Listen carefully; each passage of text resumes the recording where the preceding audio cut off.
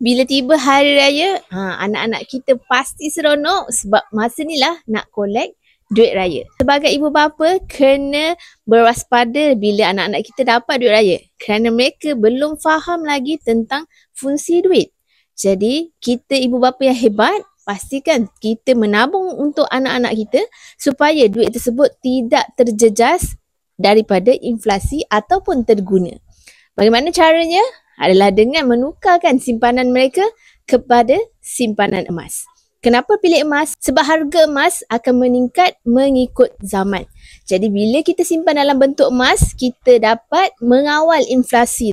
Sekurang-kurangnya dapatlah menampung sedikit dana pendidikan mereka bila mereka besar nanti. Jadi ibu bapa yang hebat untuk tukarkan duit raya anak-anak kepada simpanan emas supaya lebih terjamin nilainya dalam jangka masa panjang. Bagi ibu ayah yang berminat untuk mulakan tabungan anak-anak, boleh rujuk pin video atau klik link di bio. Saya akan bantu tuan-puan sebaiknya.